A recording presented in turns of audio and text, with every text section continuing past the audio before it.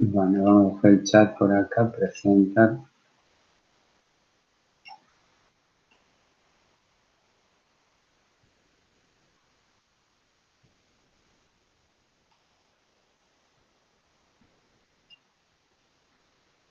Bueno, entonces vamos a seguir con esto que es transformación conforme. Este sería casi como el último tema de funciones complejas. Después ya empezamos con soluciones de ecuaciones mediante series, funciones reales. Vamos a definir también otra función compleja, pero no hoy. Y después ya es todo solución de ecuaciones, series, pero todo con funciones reales. Y aplicaremos algo de la teoría de complejos en algunos casos, como el teorema de los residuos, cuando veamos que tengamos que resolver ciertas integrales, que justamente para eso vemos toda esta teoría para como aplicación. Bueno, ¿qué es lo que es la transformación conforme?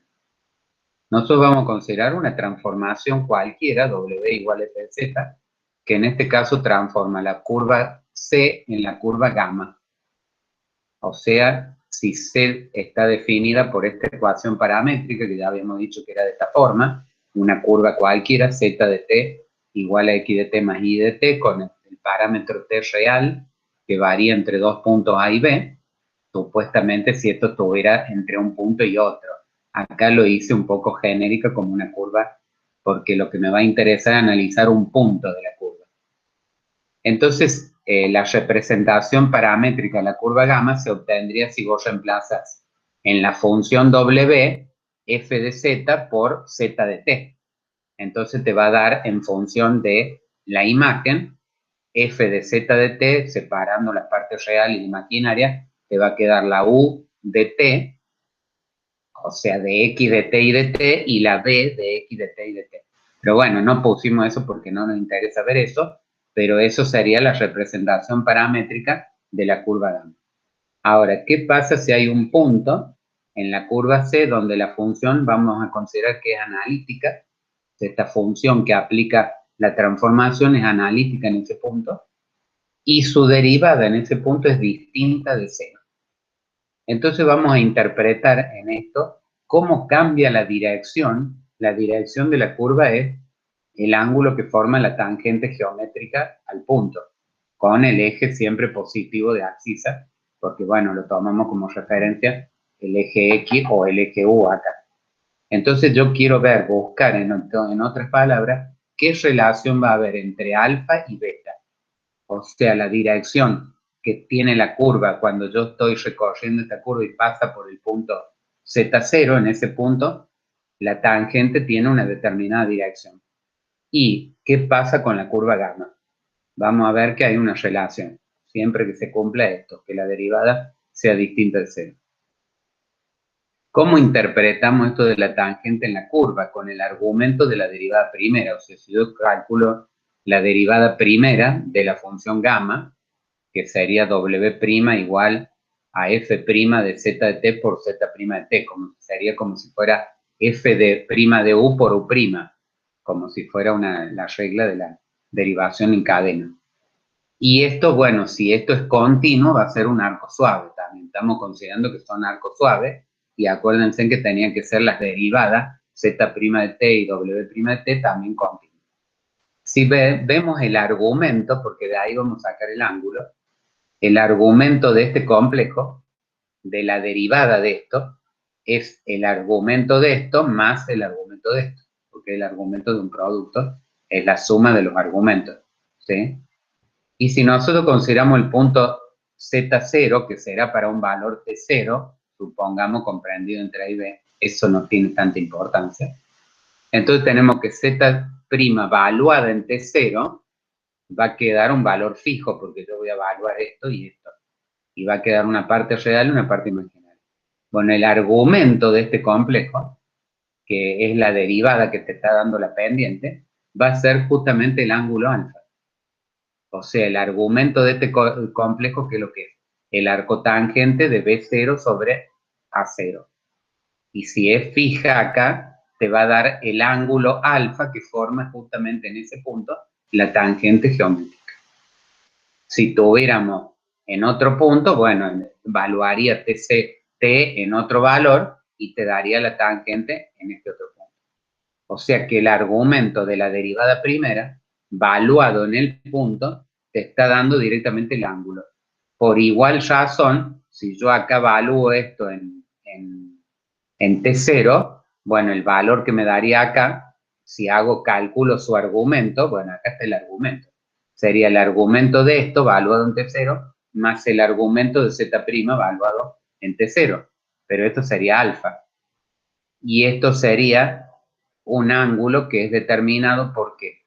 Porque f' valuada en Z0, que sería el que corresponde a T0, dice que es distinto de 0.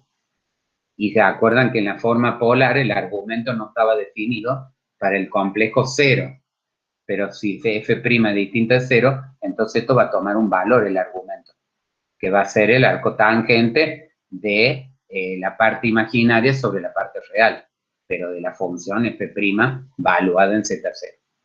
Entonces, según eso, yo podría aplicar y decir, entonces, el ángulo beta, que tiene la dirección de la curva en la imagen, se obtiene sumándole al ángulo alfa, que es la dirección de la curva en el dominio, un valor fijo, que sería el argumento de la derivada en este punto, y que le he llamado phi acá.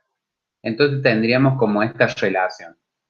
¿Esto qué querría decir? Que a medida que yo voy recorriendo la curva esta, las tangentes, los ángulos que forman, se trasladan a los ángulos de la imagen sumándole un valor que va a ser digamos, el valor del argumento de la derivada en el punto. Ahora, a mí me interesa qué pasa en ese punto. ¿Qué pasa si yo le cambio la dirección en ese punto? O sea, me voy y paso a otra curva. Y entonces vamos a tener un dibujito como este. Pero antes vamos a ver qué decía acá. Bueno, decía lo mismo que yo le acabo de decir. O sea que el argumento de la derivada en el punto lo que te está dando es el cambio de dirección que va a sufrir la curva al ser transformada por la transformación W igual a f de z. En el punto Z0, por supuesto. Siempre que W' de Z0 sea distinto a 0. Entonces también se dice que phi, que es el argumento de la derivada, es la rotación que sufriría, porque hay como una rotación, porque se le está sumando un ángulo que en este caso es phi. Ahora sí, consideremos qué pasa con dos curvas que pasen por ese punto Z0. O sea, supongamos la curva que teníamos antes, pero que le llamamos C1 ahora, y otra curva C2, que se cruzan en el punto Z0 donde se cumplen las mismas condiciones que antes. O sea que f' existe, es analítica la función, y además es distinta de 0. Entonces voy a tener también las curvas imágenes, que van a formar respectivamente ángulos beta 1 y beta 2. Y acá alfa 1 y alfa 2. Las tangentes, estoy diciendo, ¿no? La dirección de la curva. Y lo que vamos a demostrar que lo que se llama el giro de tangente al pasar de una curva a la otra se mantiene inalterable, constante, entre las curvas imágenes. O sea que lo que vamos a probar es que este delta alfa es igual a este delta beta. ¿Sí? Y para eso directamente aplicamos esta misma relación para las dos curvas. O sea, para la curva C1 se va a cumplir que beta 1 va a ser igual a alfa 1 más phi, que era el argumento de la derivada en el punto. Y en la curva C2 se va a cumplir que beta 2 va a ser alfa 2 más phi también. ¿Por qué? Porque sigue siendo el argumento de la derivada en el mismo punto, porque es el punto donde se cortan las dos. Si yo resto miembro a miembro estas dos ecuaciones, me queda beta 2 menos beta 1 igual a phi, menos phi se va y queda alfa 2 menos alfa 1. O sea que queda demostrado directamente que delta beta es igual a delta alfa. ¿Qué nos dice esto? Que nos dice la característica más importante de lo que es el significado de un mapeo conforme. Y entonces es aquel que te va a mantener inalterable o preserva, dice acá, el ángulo entre las tangentes geométricas a dos arcos suaves que pasan por un punto determinado y te lo va a mantener inalterable al ser transformada esa curva. entre las direcciones de las curvas tangentes. O dicho en otras palabras, lo podemos decir como lo dice acá. Es aquel, un mapeo conforme, es aquel que preserva la magnitud y el sentido de giro de las tangentes, de paso yo lo leo y veo si lo he puesto bien, es aquel que preserva la magnitud y el sentido de giro del ángulo entre las tangentes o del giro de las tangentes a cualquier par de arcos suaves que pasen por ese punto determinado. Bueno, yo lo leo, pero también le agrego palabras mías. Donde ese punto determinado tiene que tener ciertas condiciones. Y las condiciones son que la transformación sea analítica en ese punto, o sea que f de z sea analítica, y que además su derivada no sea nula en ese punto, porque si no, no estaría definido el ángulo, el argumento de la derivada. Eso es, digamos, el significado de lo que es un mapeo conforme y como digamos, lo más importante, que preserve ese ángulo. Ya después vamos a ver así muy brevemente en dónde tiene aplicación esto, que ahí está en la guía, en el apunte, si ustedes lo quieren ver. Yo no lo voy a dar para tomarlo, evaluarlo, porque es como una aplicación, para que ustedes vean. Entonces, ¿cómo podemos definir qué es lo que es un mapeo conforme? Entonces, como conclusión podríamos enunciar esto. Para un dominio determinado, o sea, no para un punto, sino decir si en todos los puntos de ese dominio se cumple esta condición de que la f es analítica y de que no se hace cero su derivada, entonces podemos decir que la transformación es conforme. O sea, si en cada punto z, lo que está en negrita, de un determinado dominio, la función f de z analítica y su derivada de distinto cero, por supuesto para todo z de ese dominio, entonces el mapeo o transformación w igual a f de z es conforme en ese dominio. ¿Sí? O sea que lo que nosotros vamos a buscar, después ya vamos a ver los ejercicios, porque hay muchos ejercicios acá, y que vamos a tratar transformaciones de las que ya hemos estudiado, a ver cuáles son conformes y si mantienen o no mantienen el ángulo, y lo vamos a sacar.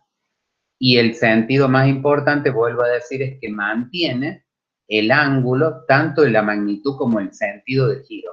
O sea que si acá gira en sentido antihorario, acá también gira en sentido antihorario. Eso no lo probamos, pero lo podríamos probar haciendo un ejemplo. No lo demostramos analíticamente, pero sí lo podemos demostrar con un ejemplo práctico, que ya lo vamos a ver en los ejercicios. Bueno, eso es todo del mapeo conforme, no hay otra cosa. O sea, a eso se le llama mapeo conforme. Ahora, hay otra característica que tiene que ver, fíjense, quería decir antes de verme acá. El argumento de la derivada en el punto te está dando el cambio de dirección que sufre la curva al ser transformada.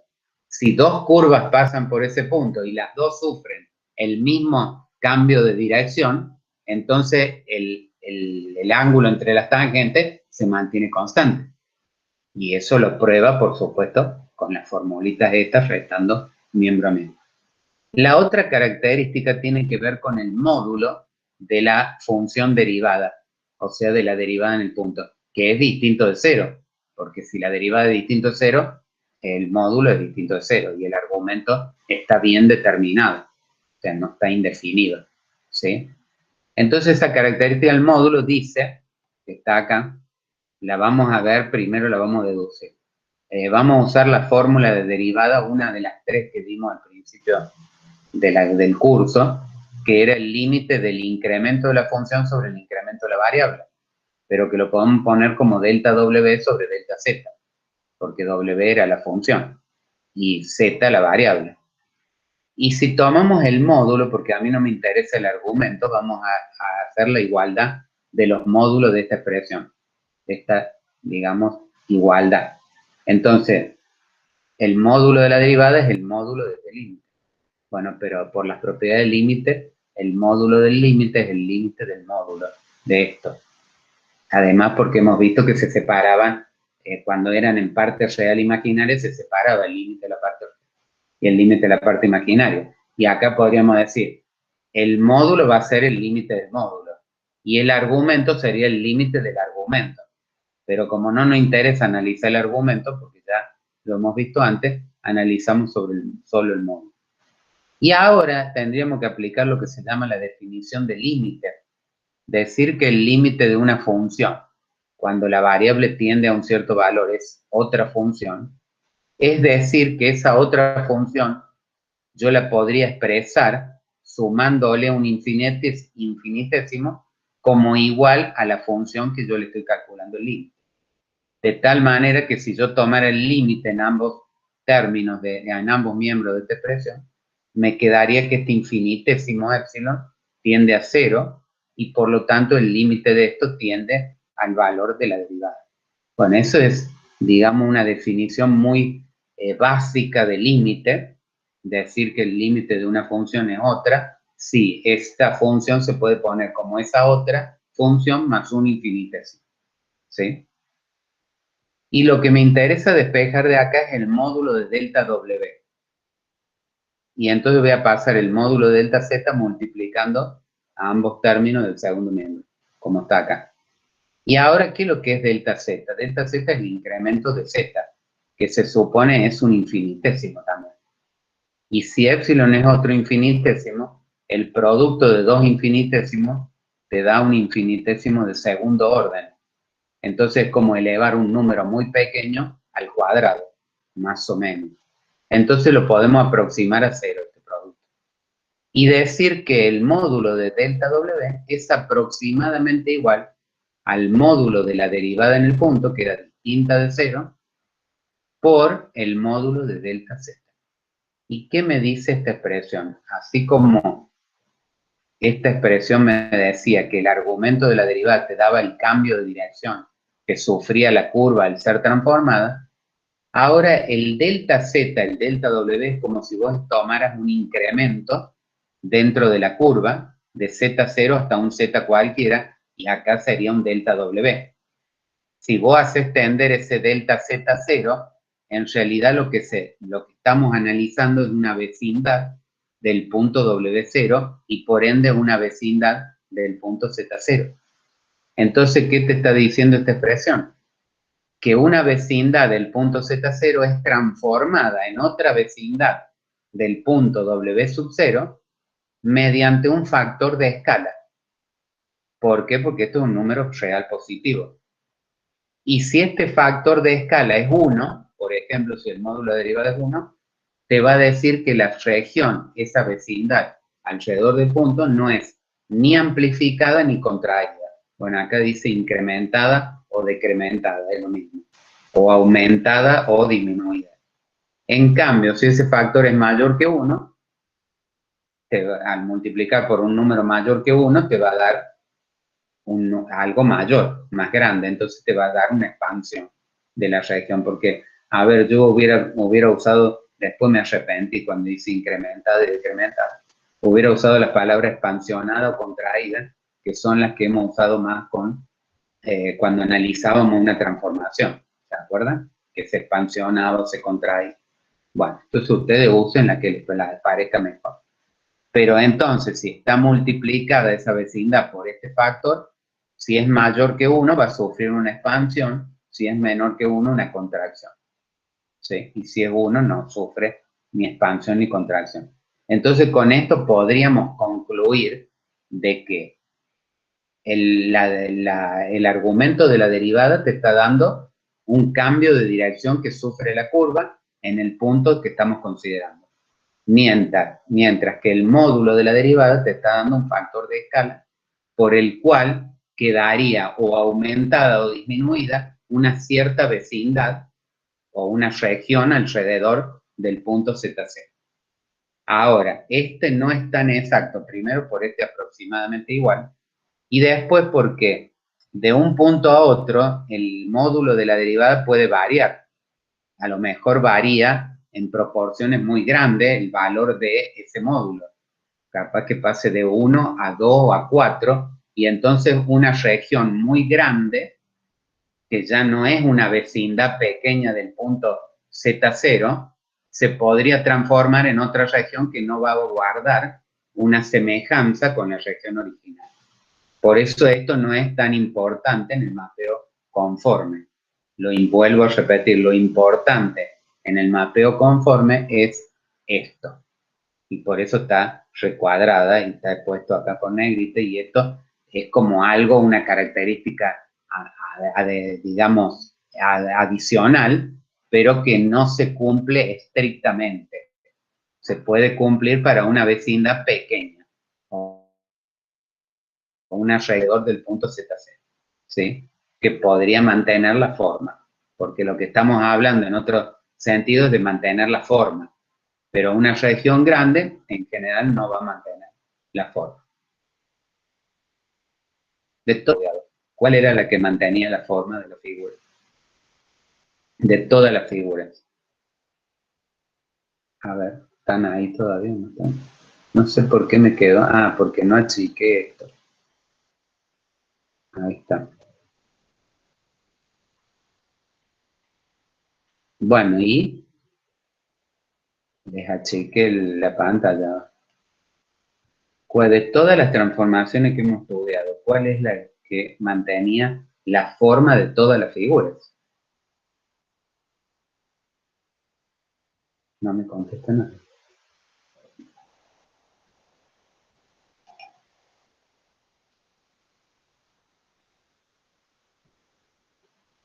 ¿Están ahí o se fueron? Las lineales, profe.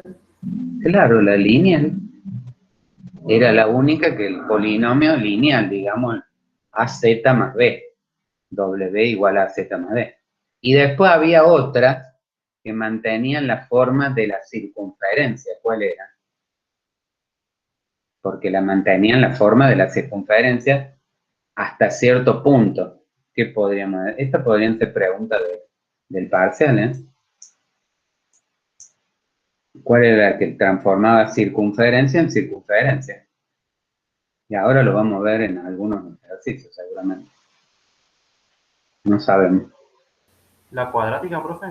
No, ¿Geométrica? no se llama geométrica. Ninguna transformación. La ¿Cuál? de potencia enésima, digamos. Tampoco. No tenemos ni idea, chicos. No, eso deformaba la figura, o sea, porque elevaba el cuadrado y quedaba expansionado el ángulo. La inversa, dice acá Bofico. Sí, la inversa. O sea, W igual a 1 sobre Z, que transformaba circunferencia en circunferencia, pero con la salvedad de que por ahí podía ser, en vez de una circunferencia, una recta, porque consideraba el plano complejo extendido hasta el punto del infinito, y entonces las rectas las podía considerar como circunferencias de radio infinito.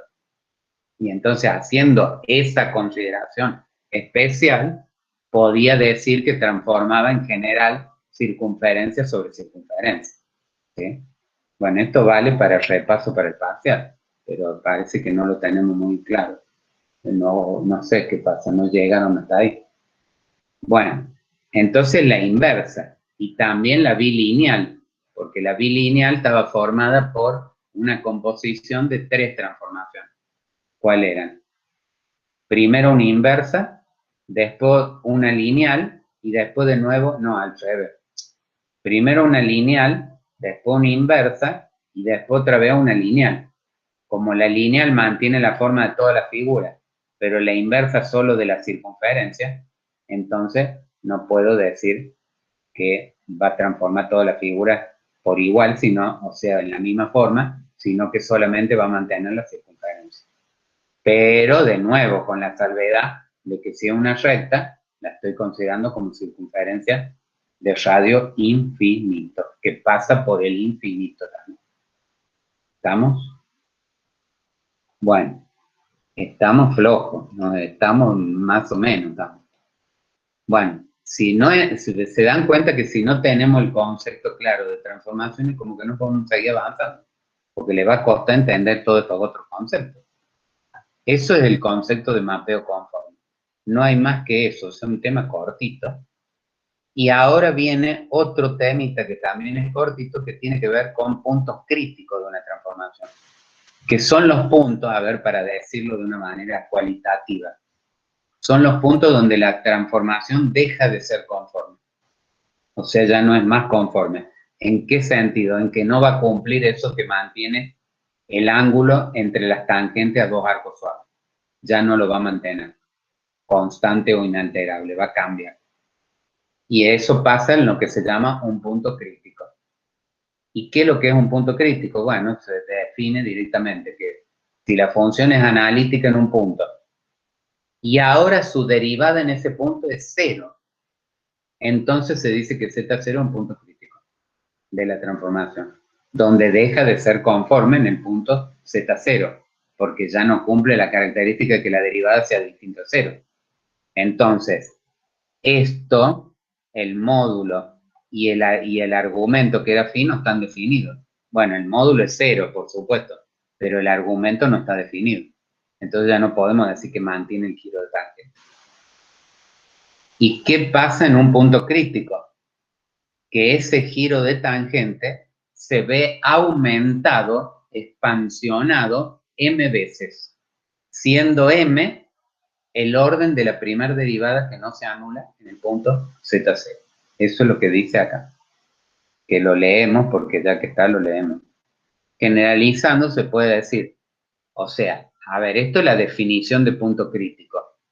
Y si generalizamos podemos decir qué pasa en ese punto crítico. Y después acá lo demostramos todo eso. O sea, lo que vamos a demostrar es esto, ¿ven? No, perdón, esto. Que ahora delta beta no va a ser igual a delta alfa, sino que va a ser m veces delta alfa. Y ese m es el orden de la primera derivada que no se anula, porque la primera se anula. Si la primera no se anularía, el m sería 1. Y entonces ahí se mantiene el giro de tangente y por lo tanto una transformación conforme. Pero si la derivada primera se anula, entonces tengo que ver la segunda, tercera, cuarta, a ver cuál es la primera que no se anula. Si la segunda no se anula, entonces el giro de tangente se duplica. Si la tercera no se anula, o es la primera que no se anula, entonces el giro de tangente se triplica. Y así sucesivamente. Bueno, pero lo generalizamos con m. Entonces lo leamos, lo que dice acá, porque generalizando se puede decir que si Z0 es un punto crítico de la transformación W igual F de Z, entonces va a existir un entero positivo M tal que el giro de tangente entre un par de arcos suaves, que es el mismo dibujito que antes, por eso yo no lo hice, que pasan por Z0, va a producir un giro de tangente M veces superior entre las curvas imágenes del plano W. O sea que ustedes si tuvieran que dar en el parcial, porque yo en el parcial a veces le pido transformar, no suelo pedir los dos temas juntos, o pido uno o pido el otro, o a un tema le pido uno y a todo otro tema le pido otro. Pero esto para el segundo parcial estoy hablando, porque este tema no entra en el primero. Bueno, entonces si a usted le pido este tema, usted tiene que hacer el dibujito y los dibujitos estos, se supone, para explicar todo esto que estoy diciendo. Es muy claro explicarlo con los dibujitos. A veces les suelo hacer preguntas, le digo, defina qué es lo que es un mapeo conforme y explique con un gráfico cuál es la característica principal de ese mapeo.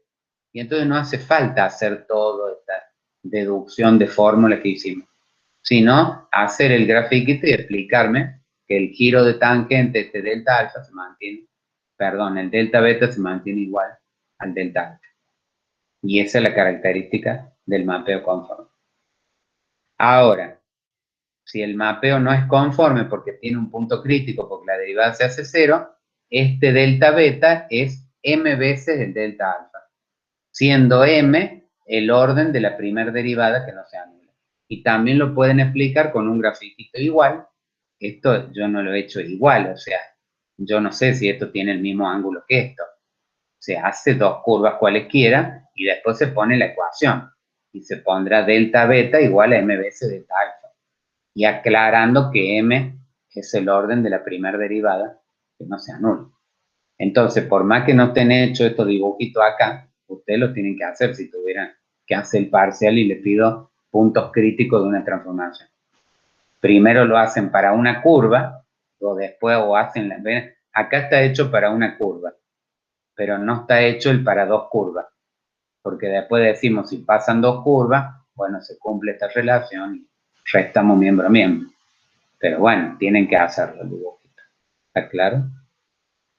Yo hubiera hecho copiar y pegar, pero no hice eso.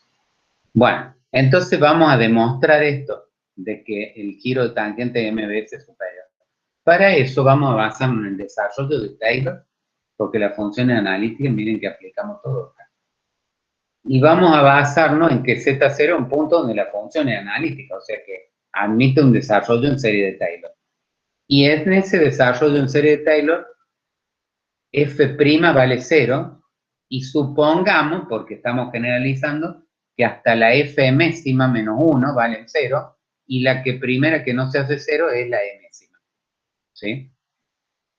Y como se acuerdan que antes me interesaba obtener el delta W, y en realidad el argumento de delta W es lo que me interesa en esta curva. No la vamos a sacar por el argumento de W', porque esto es lo mismo que si yo tomo un delta Z acá, o un delta W, perdón, y lo hago tender a 0 el delta W. Entonces el vectorcito que corresponde al delta W, al tender a 0, se va a aproximar a la tangente de la curva en este punto. Y entonces su argumento me va a dar este ángulo beta. En vez de hacerlo con, digamos, W de Z o W de T, que sería la curva gamma y su derivada. Lo hacemos desde otro punto de vista. Entonces, y fíjense en que va a aparecer eso. Acá está en el dibujito, ve que acá dibujé. Yo creía que no lo había dibujado. El delta Z y el delta W. Cuando tienden a 0 estos dos, ¿qué pasa? Se aproxima a la tangente, al ángulo, o sea, como lo dibujé yo, tangente, al punto, y te da el ángulo alfa o el ángulo beta en la curva de imagen. ¿Sí? Bueno, entonces, partimos del delta W, que es el incremento de la función, que es f de z menos f de z menos f evaluada en el punto, y desarrollamos f por serie de Taylor, ponemos m término, punto suspensivo, y le restamos acá f de z0, o sea que el primer término, que era el valor de la función en el punto, se va a ir con este otro. Y como las primeras derivadas son todas nulas hasta la m-1, entonces esta serie va a empezar con la derivada mésima nada más. En z0 sobre m factorial por z menos z0 a la m, después m más 1, etcétera, etcétera. Y vamos a sacar factor común, aunque no esté en el otro lado, el z menos z0 a la m. Pero z menos z0 no es otra cosa que delta z. Entonces ahí vamos a poner el delta W en función del delta Z. Y pues eso me va a permitir, cuando tome los argumentos, poner el beta en función del alfa. ¿Sí? Bueno, si yo saco factor común todo esto, acá queda 1. Y acá queda todo esto dividido esto. O sea que va a quedar un delta Z a la 1. Y fíjense en que yo acá puse la derivada de mésima menos más 1 dividido la derivada de mésima. Y esta relación de factoriales de m factorial y m más 1 queda m más 1. ¿Por qué? Porque si yo desarrollo este factorial, sería m más 1 por m menos 1, etcétera, etcétera.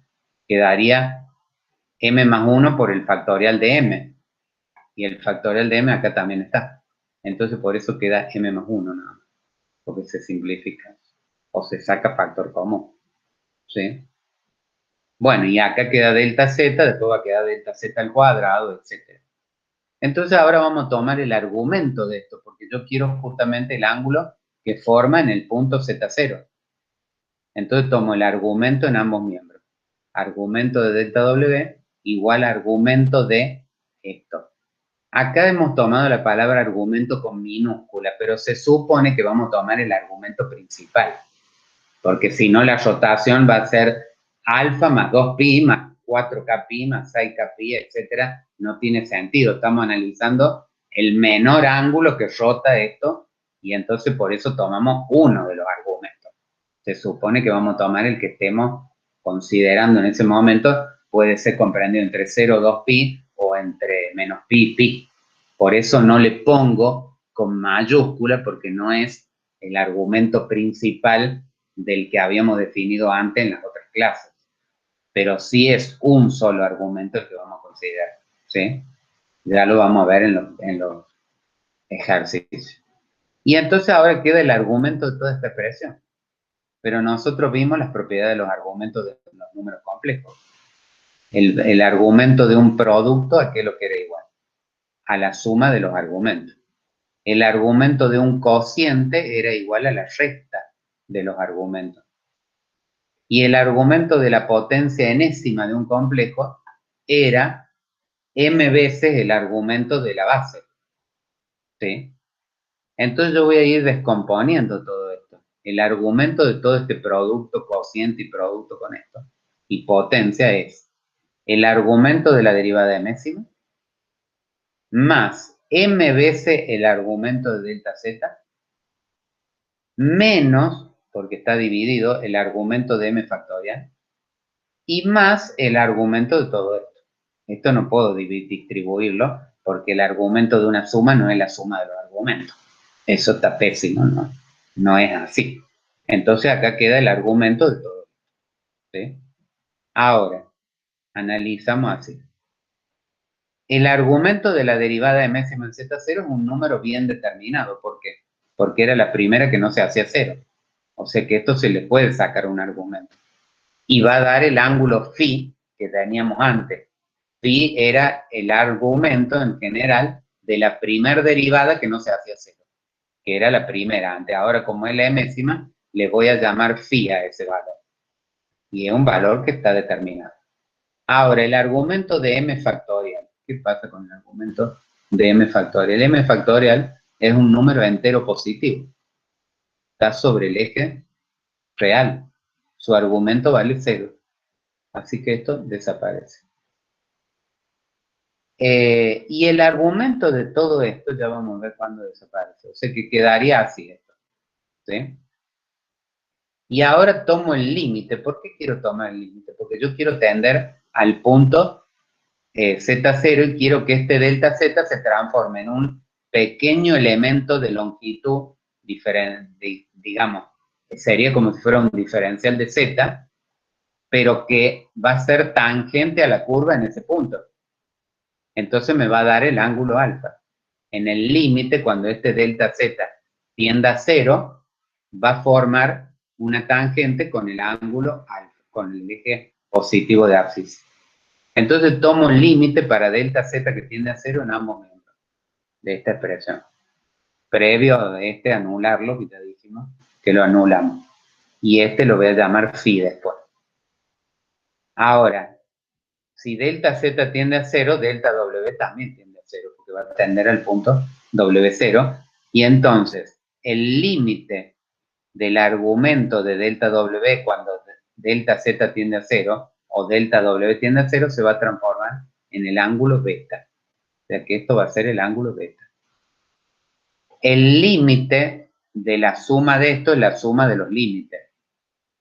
El primer límite es de una constante, porque el argumento de la derivada es constante, phi. Entonces, phi. El segundo es m veces el límite del delta z, del argumento. Pero esto, por la definición de que esto al tender a 0 va a tender a ser la tangente, o sea, esto tiene que ver con la derivada, chicos, también. Por eso tiende al ángulo que forma la tangente geométrica con el eje positivo de abscisa. Y entonces esto va a dar alfa. Y ahora, en el último término, ¿qué pasaría si yo tomo límite, intercambio límite con argumento? Que cuando delta z tiende a 0, todos estos términos se hacen 0. Todos menos el primero, que es 1. Y entonces quiere decir que todo este paréntesis va a tender a 1 cuando delta z tiende a 0. Pero el argumento de 1, que es un número real positivo, es 0. O sea que este límite se hace 0 directamente, con el argumento tomado antes, digamos, del límite, o después del límite sería. Entonces queda una relación que ahora no era, fíjense, ahí puse que el argumento de 1 que es 0.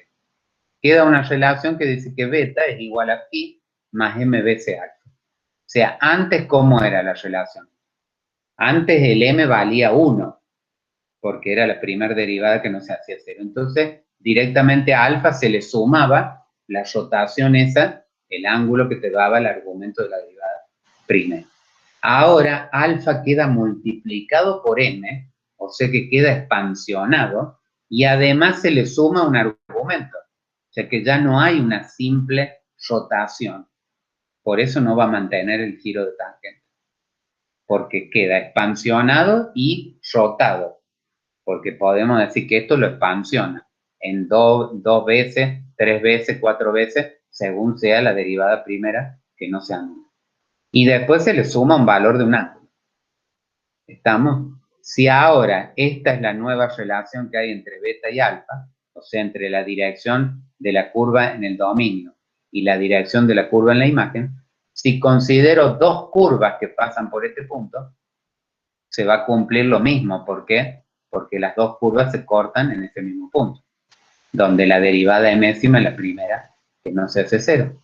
Entonces planteamos esa ecuación o esta fórmula para dos puntos distintos, para dos curvas distintas en el punto Z0, me queda un beta 1, un alfa 1, y un beta 2 y un alfa 2. Si resto miembro a miembro, queda que beta 2 menos beta 1, el phi se elimina, y saco m factor común de alfa 2 menos alfa 1. Y queda entonces que el delta beta es m veces el delta alfa. Y el dibujito sería el mismo que vimos antes, o sea, este. Pero ahora la relación ya no es esta, sino que sería con m acá, en general, y m va a ser el orden de la primera derivada que no es nula, siendo que la primera era nula, ¿sí? Bueno, y si la primera es distinta a cero, entonces cumple esto, y por lo tanto es conforme a la transformación. Y si es cero, entonces es un punto crítico, y se cumple que el giro de tangente entre un par de arcos suaves en el dominio queda m veces, digamos, m-uplicado, se podría decir, que en la curva imagen, digamos, o entre las curvas imagen. Bueno, acá lo dice mejor. El giro de tangente delta beta entre las curvas imágenes es m veces el giro de tangente que se produce entre las curvas del dominio. Y eso es todo el teórico que vamos a ver hoy. O sea, no vamos a ver más teórico. Pero ahora vamos a ver la aplicación de esto. O sea, los ejercicios que vamos a hacer con las transformaciones que ya hemos estudiado. Bueno, pero antes de empezar con el ejercicio, quiero saber si hay preguntas o no hay preguntas. No sé.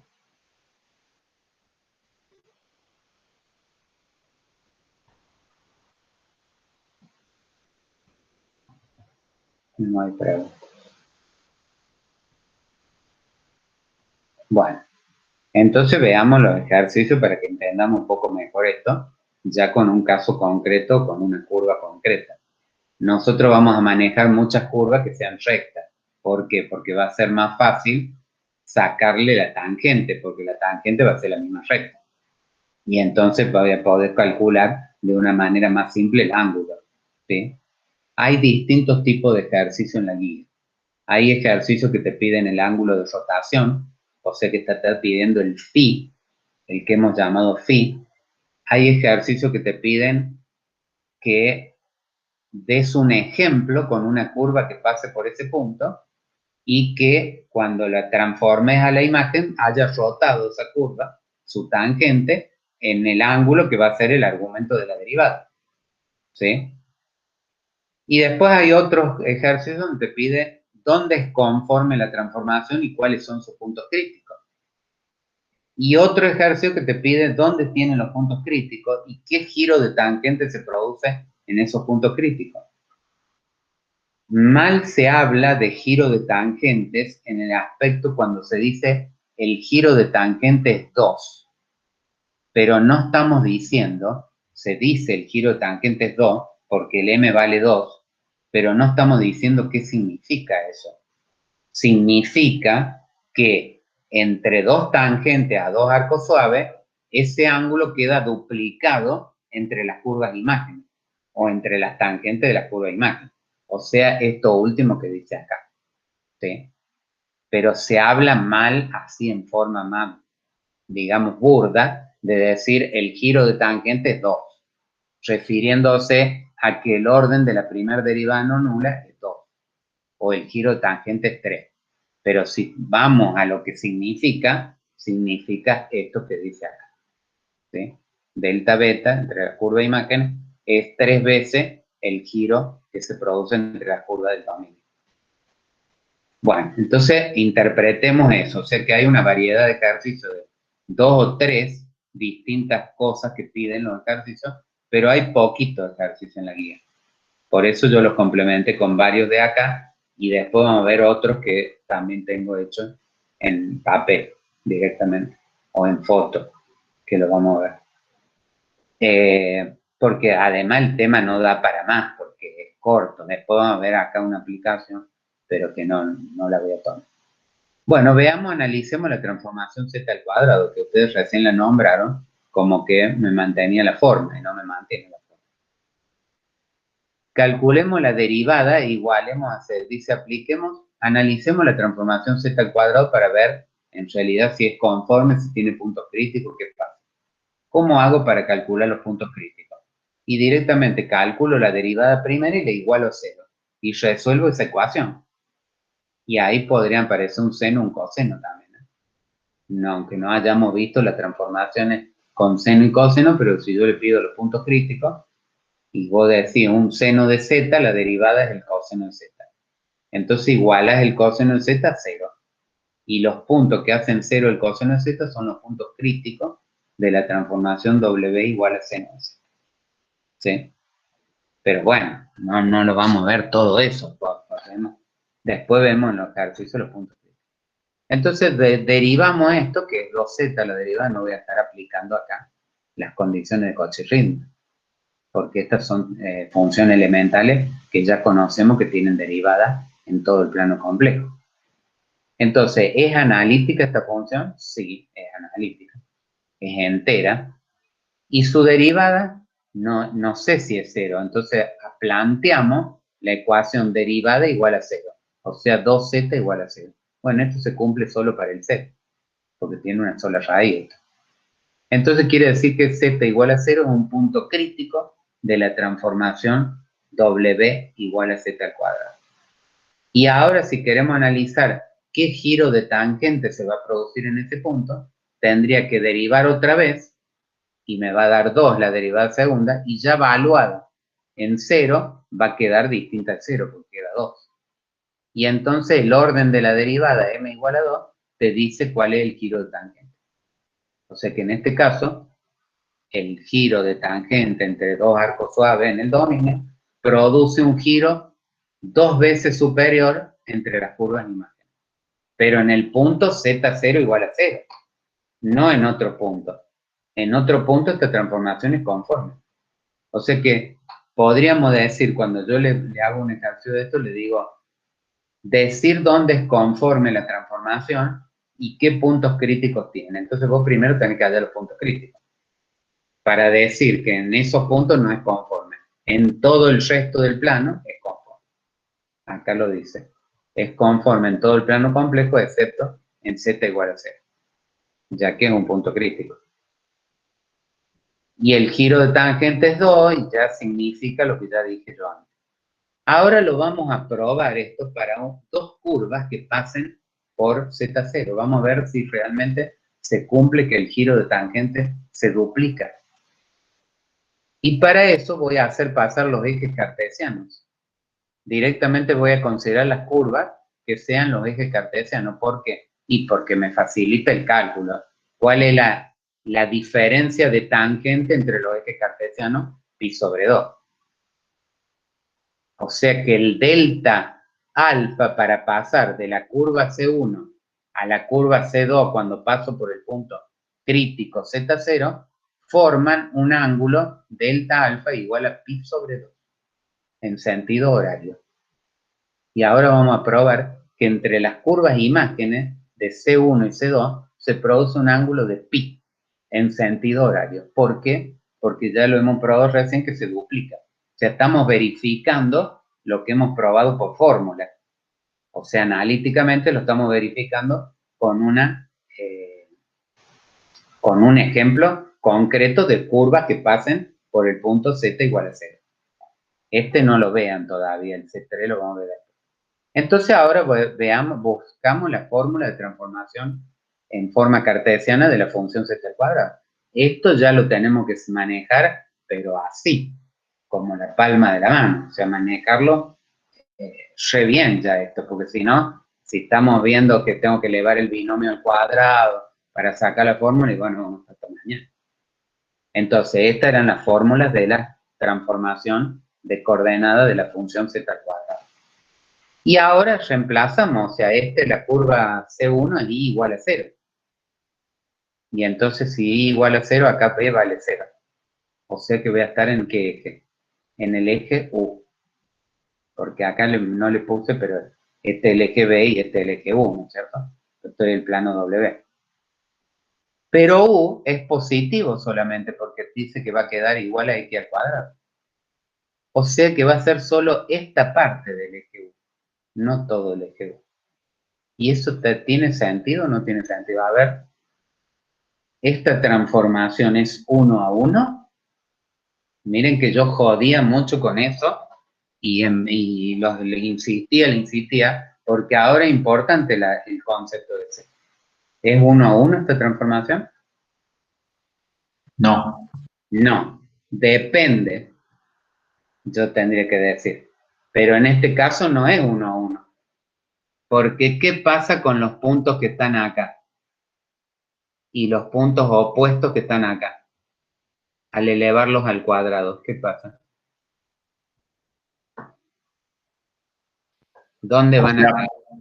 Para dos puntos del dominio, por ejemplo, 1 y menos 1, al ser al cuadrado van a caer en la misma imagen. En 1, sí. Y el 4 este va a quedar en 2 y menos 2. Entonces quiere decir que esta sola parte del eje U es imagen doble, porque es imagen de esta parte y de esta parte yendo hacia el infinito también, porque están los opuestos. Y habíamos dicho que los opuestos son las raíces cuadradas de un número complejo. Por eso es que es doble.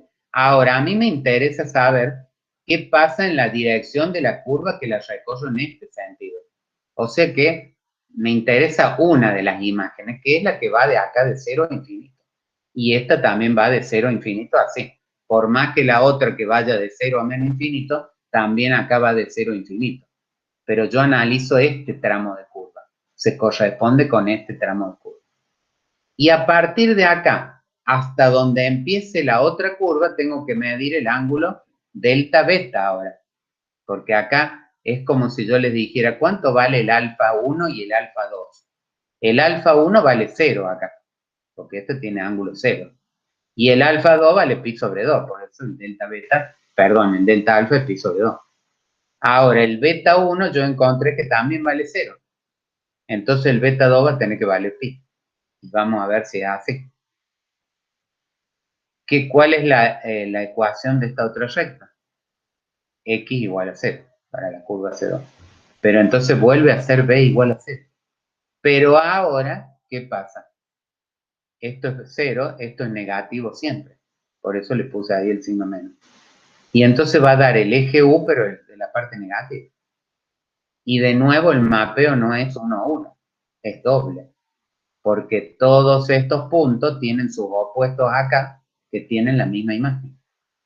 I y menos I elevado al cuadrado, ¿cuánto da? Menos 1. Está acá. Bueno, pero a mí me interesa también de nuevo, como antes, de 0 a infinito.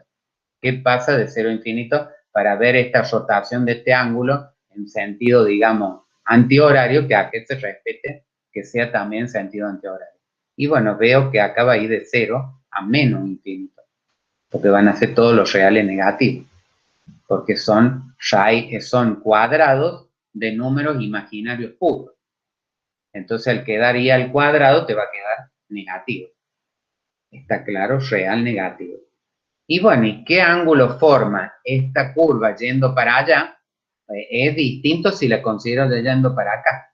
¿Por qué? Porque el ángulo se toma siempre en referencia a el eje de abscisa. Y entonces el ángulo es pi. Por lo tanto, se cumple, lo vemos ahí, que B delta beta es el doble de delta alfa. Y eso es porque era un punto crítico y el giro de tangente era 2. O sea que se duplica el ángulo entre las curvas de imagen. Pero por si todavía no entendieron, por ejemplo, qué es lo que era un mapeo conforme, esto dice que esta función tiene un punto crítico en 0, pero en cualquier otro punto no tiene punto crítico, porque la derivada no se va a hacer 0 en otro punto. Entonces lo que quiero probar ahora, hice un ejercicio muy largo, pero lo hice para ver varias cosas de los conceptos que hemos estudiado hoy. Entonces puse otra curva, que es esta recta, x igual a 2, ¿sí? Que pasa por 2, vertical. Y la voy a comparar con la curva C1, o sea, voy a hacer que el cruce con C1 se produce en 2. ¿Cuál es la imagen de 2? 4, porque es z al cuadrado, ¿sí? Y como la imagen de la curva 1 ya la tengo, que es esta, y va a ser a partir de 4 hasta infinito, voy a demostrar ahora que el giro de tangente para pasar de C1 a C3 se mantiene inalterable. ¿Por qué? Porque z igual a 2 es un punto donde la transformación es conforme. Y entonces, ¿qué hago con esta recta ahora? La transformo de acuerdo a esto. ¿Se acuerdan cómo se transformaba? Se reemplazaba la X, se sustituía, se despejaba la B de acá, perdón, la Y de acá se la sustituía acá, y te quedaba B en función de U. Usted vea, no vamos a ver todo eso que está hecho acá, ¿no es cierto? Pero te queda una parábola, ¿te acuerdas? Pero la parábola era a eje horizontal, con la llama hacia la izquierda porque el término cuadrático es negativo. Y el vértice en 4, o sea que iría de 4 y la llama de la parábola iría para allá y para allá.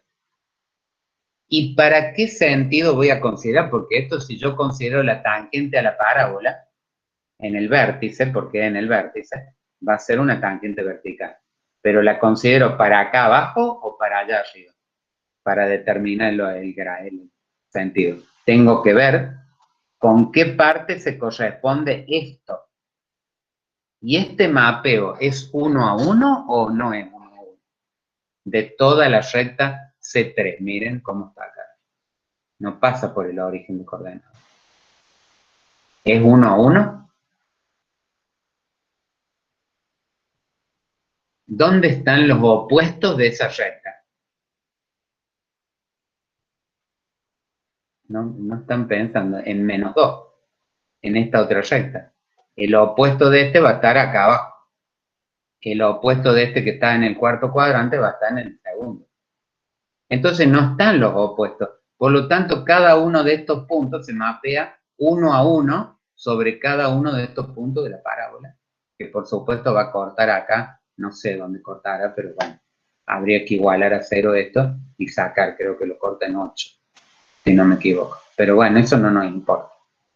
Entonces ahora como es 1 a 1, yo tengo que ver qué llama le corresponde para esta parte, porque yo estoy analizando de acá para allá el giro de tangente. Y entonces, ¿por qué digo que le corresponde la parte de arriba y no la de abajo? A ver si me lo justifican con esta formulita. ¿Por qué esta parte se corresponde con la parte de arriba y no con la de abajo? Esto ya no lo pongo acá, porque esto lo tenemos que saber ya de mapeo de W igual a Z cuadrado. Primer cuadrante. Más ayuda no le doy. ¿Por qué? Entonces, voy a empezar a poner preguntas ahí por grupo y voy a hacer grupos y le voy a tirar una serie de preguntas y ustedes van a responder. Y vamos a ver si también o también. Y qué poco participativos, están iguales que los chicos del secundario. De eso que en el secundario estoy dando clases presencia. Pero bueno.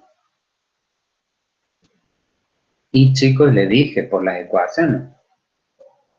¿Cómo me doy cuenta que esta parte es la que se corresponde con esta parte? No me digan valúo un punto y lo elevo al cuadrado, porque eso entonces, bueno, vale. Pero ese es el método más largo, o el camino más largo.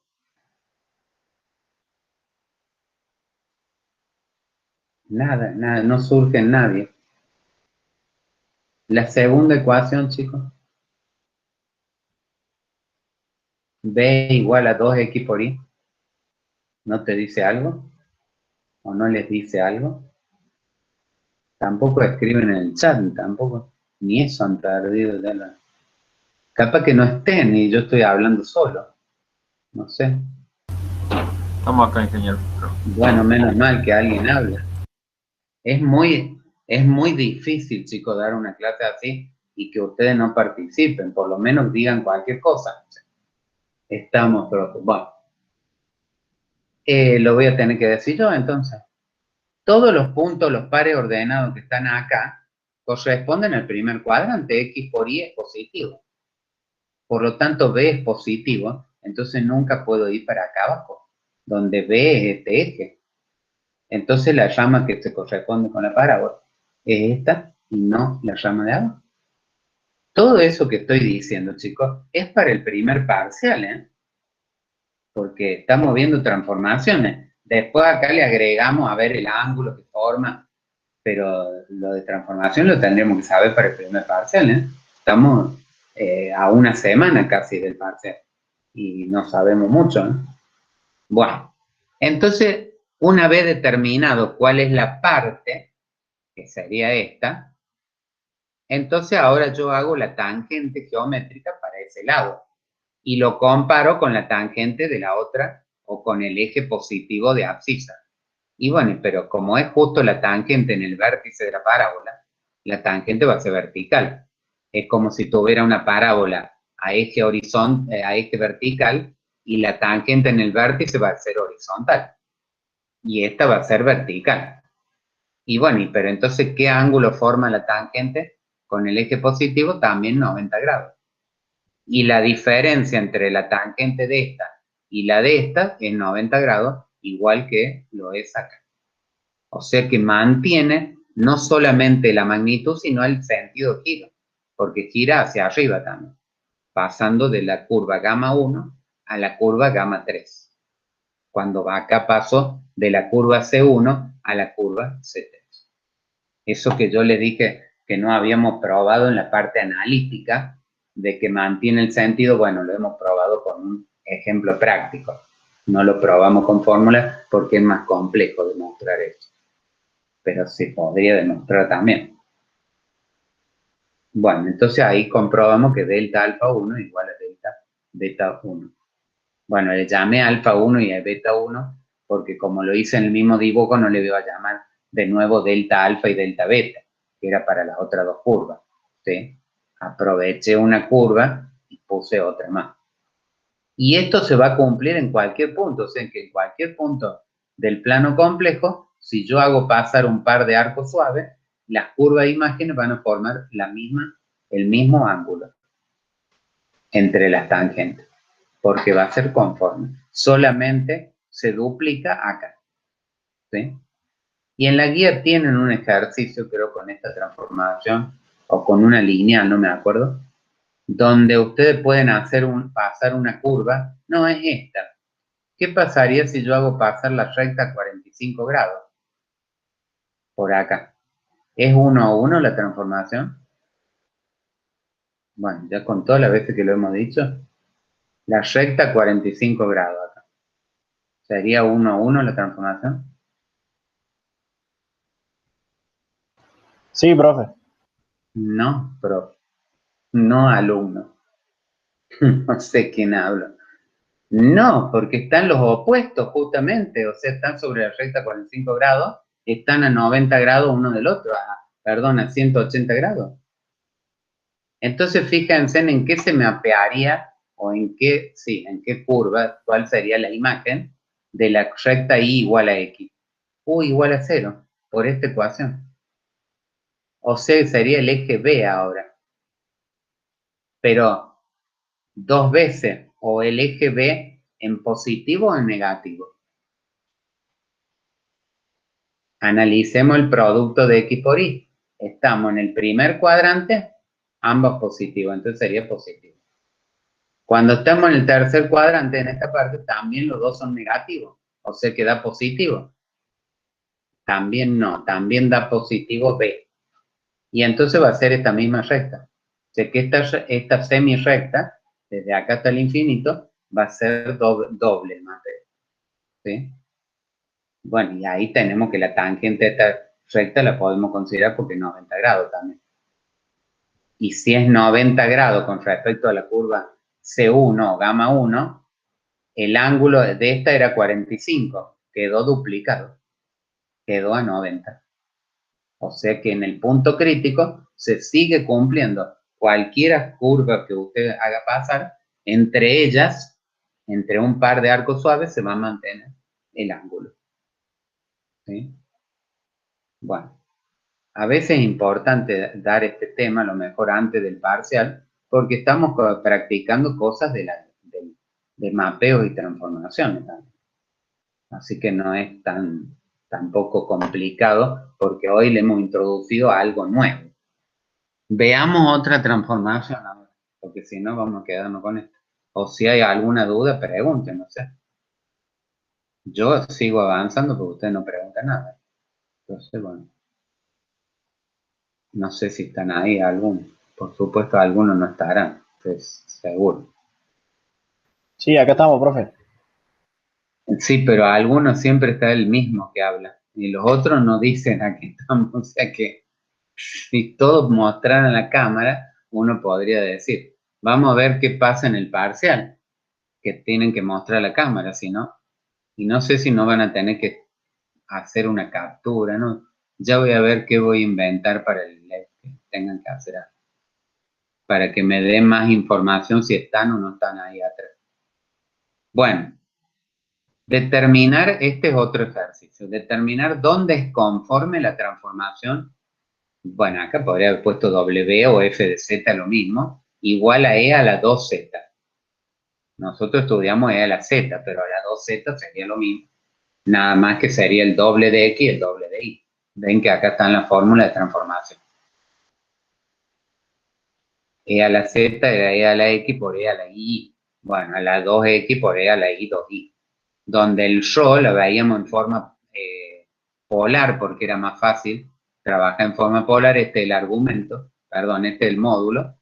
Yo igual, acá no sé qué pasó, que salió medio borroneado, no sé si a ustedes les sale, pero yo es igual a E a la 2X.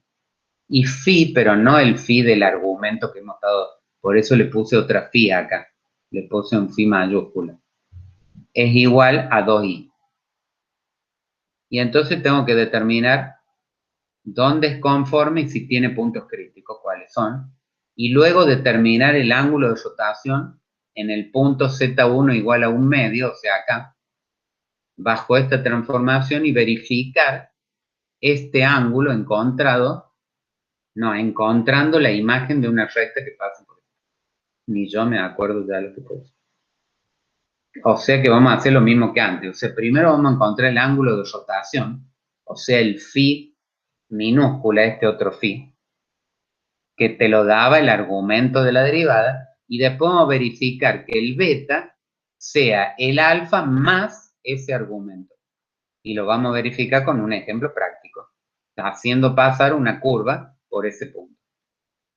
Bueno, pero ¿y dónde es conforme esta transformación? Tenemos que hacer la derivada primero. La derivada es 2 por E a la 2Z. La derivada no se anula nunca. ¿Y por qué? Porque ya vimos que la transformación E a la Z o E a la 2Z, que es una composición, pero es E elevado a una variable, nunca se hacía 0. O sea que el 0 de acá no era imagen de ningún punto de este plano complejo. ¿Estamos? Entonces, ¿qué quiere decir esto? Que la transformación esta es conforme en todo el plano complejo. En todos los puntos. No tiene punto crítico. Acá no sé si los dice. Estoy viendo que no dice eso.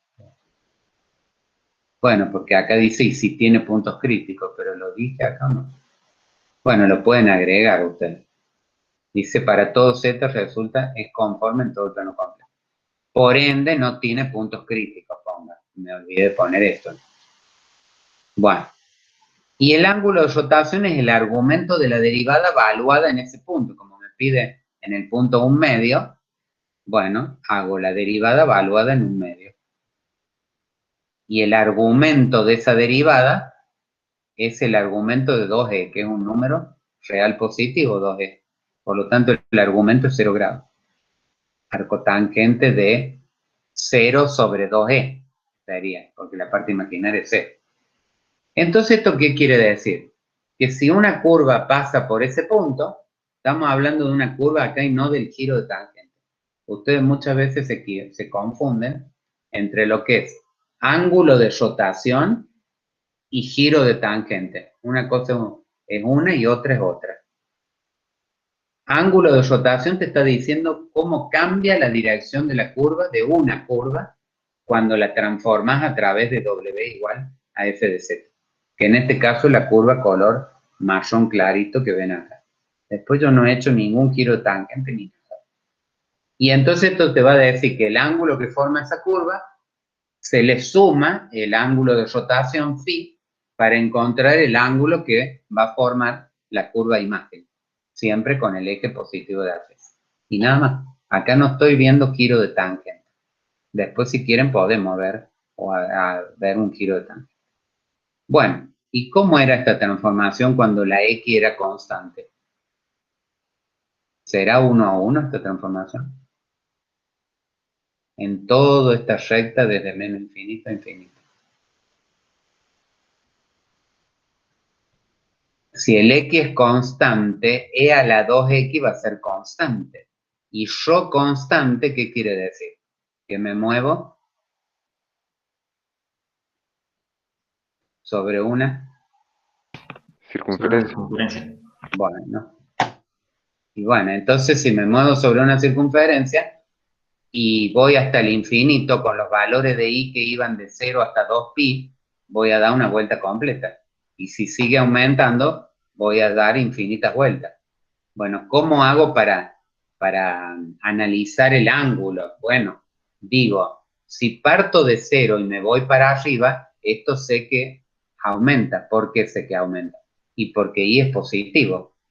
Y entonces el phi va a ir aumentando. El phi es el ángulo del vector z, ¿no es cierto? Del vector W, en este caso, porque es el plano W.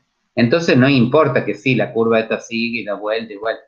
Pero de todas maneras, cuando sale del punto este para arriba, yo acá sale y esto y sale para arriba también.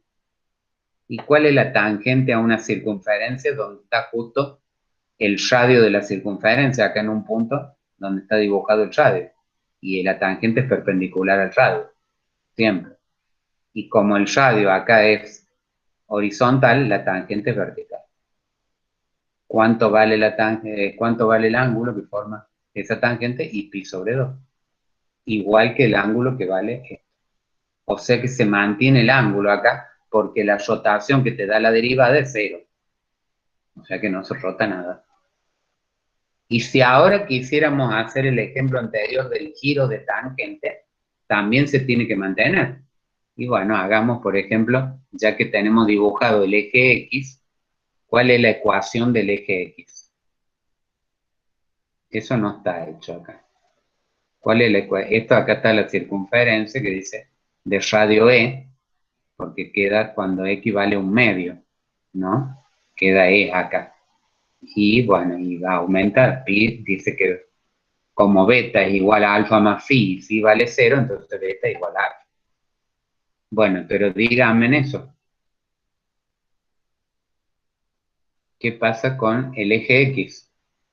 Que lo podría tomar como una curva C1 y esta como la curva C2, que ya la tenemos graficada. Y tendría I igual a 0 y X de menos infinito hasta infinito. Bueno, pero entonces I igual a 0 te dice que phi vale 0. Quiere decir que estás en el eje U positivo, no negativo. Ahora yo les digo, el mapeo es 1 a 1 acá, en todo el eje X. Tomemos el eje X positivo nada más primero, porque si no se le va a hacer un lío bárbaro. El eje X de 0 a infinito. ¿En qué se va a mapear? La Y no varía, es 0. Y esto va a quedar yo E a la 2X. E a la 2, 0, ¿cuánto es? E a la 0. 1. Entonces no empieza el 0, no está acá en el 0. La imagen está en el 1. Y a partir del 1 se va para más arriba, porque empieza a aumentar X. ¿Y dónde vas a tomar los valores del menos 1 hasta acá hasta el 0? Desde el 1 hasta el 0. Porque en el 0 le corresponde el 1. A todos los valores positivos del eje X le corresponde del 1 hasta infinito. O sea que ya sé que va a ser esto lo que tengo que analizar. O sea que la imagen de esta curva es esta curva de 1 hasta acá. O sea, 1 sería acá en realidad. No, perdón, porque acá es 0 y acá es 1. Esto sería E, sería 2,71 y no sé cuánto. O sea que el 1 estaría por acá abajo.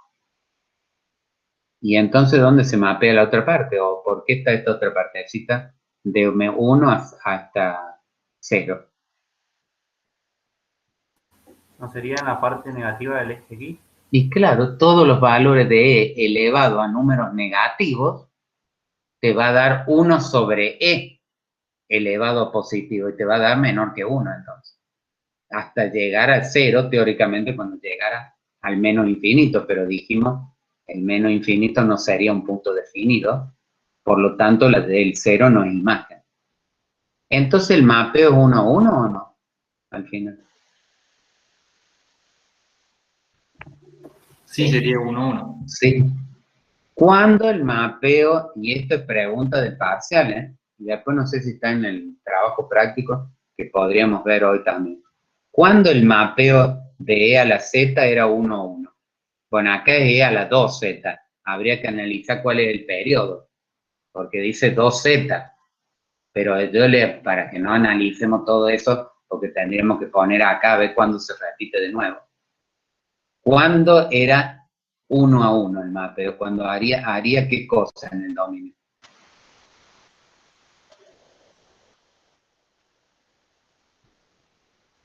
Una restricción, profe. Sí. ¿Y cuál restricción? ¿De qué O franja? sea, debería abarcar de 0 a 2 pi. En el eje Y, una franja. Claro, en el eje Y. Bueno, pero ahora es menos, es de 0 a pi. Porque al ser 2 phi acá el argumento, como es el doble, cuando I va de 0 a pi, esto va de 0 a 2 pi. Entonces hace toda la vuelta. Por lo tanto, la franja tendría que ser hasta pi nomás. Para esto es fácil de analizar. Pero acá no importa, porque si yo estoy analizando I igual a 0, la franja es de amplitud 0. O sea que es 1 a 1 el mapeo del eje este. Y todo este eje se mapea desde 0 a infinito, abierto acá en 0 y abierto en infinito. ¿Estamos? Bueno, ¿y qué ángulo forma este eje y este eje con el otro eje y este otro tangente? Y pi sobre 2, el mismo. O sea que el giro de tangente se mantiene, porque es conforme en ese punto, en un medio. Y en cualquier punto se mantiene. ¿Sí? Bueno, ven que le agregué otra cosa que no estaba acá hecho. Bueno, esos son distintos, ven que distintas cosas que uno puede preguntar en un ejercicio. Y está la otra, el otro tipo de ejercicio, que te dice determinar el giro de tangente que se produce en los puntos críticos de la transformación W igual a I por coseno de Z menos 4Z. Esta transformación nosotros no la hemos estudiado, porque hemos estudiado las elementales, pero existe esta transformación también. Sería muy complicado analizarla, pero por eso en esta transformación yo no le voy a pedir que me hagan un gráfico, porque entonces tendríamos que hacer una curva y ver cuál es la imagen, y imagínense sacar la parte real imaginaria de esto, que sería esto, agregarle, multiplicarlo por y restarle 4 veces x a la parte real y 4 veces y a la parte imaginaria. Y quedaría una formulita bastante complicada de analizar. Pero sí podemos sacar los puntos críticos y sacar el giro de tangente, aunque no lo hagamos y no lo verifiquemos. ¿Y cómo sacamos los puntos críticos? Haciendo la derivada primera de la función, que acá está, porque son todas enteras estas funciones, sería menos seno de z por i menos 4, igualándola a 0. ¿Y qué obtengo? Que tengo que resolver una ecuación de las que ya hemos resuelto o las que vamos a resolver en el primer parcial. ¿Sabe? Para el segundo parcial, también fácil. Pues si no es porque me quedó flojo ese tema. Bueno, y resuelvo la ecuación. Ven que acá practicamos de nuevo para el parcial. ¿Cómo era seno de z? Era seno de x, coseno hiperbólico de y coseno de x, seno hiperbólico de y, la parte imaginaria. Como esto, bueno, esto está clarito como despejé acá, ¿no? El 4 pasa positivo y la y negativa, si multiplico por y ambos miembros, queda positivo y acá queda por y, positivo. Entonces igualo la parte imaginaria a 4 y la parte real a 0. Y acá hay una única posibilidad, porque el coseno hiperbólico no puede ser 0, entonces tiene que ser 0 el seno de y. Y ojo que acá los puntos críticos se expresan con dos ecuaciones diferentes. Que yo les dije que a veces no se podía expresar con más menos, porque acá es una cosa para esto y otra cosa para esto. Entonces, cuando el seno es 0, cuando el coseno vale 1 o menos 1. Pero si el coseno vale 1, entonces este tiene que valer 4 positivo. Y si el coseno vale menos 1, este tiene que valer 4 negativo, no es lo mismo. Y ahí están despejados, ¿ves? Para el coseno igual a 1, x vale 2 capi.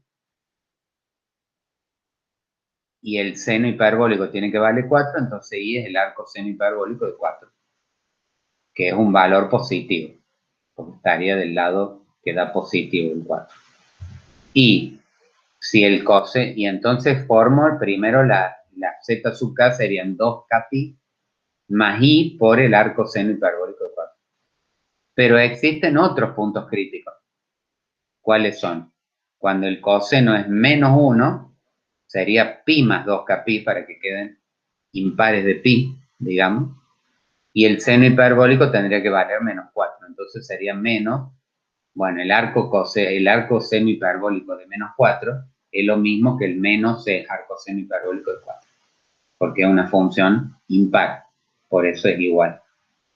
Y entonces se expresa con otra ecuación.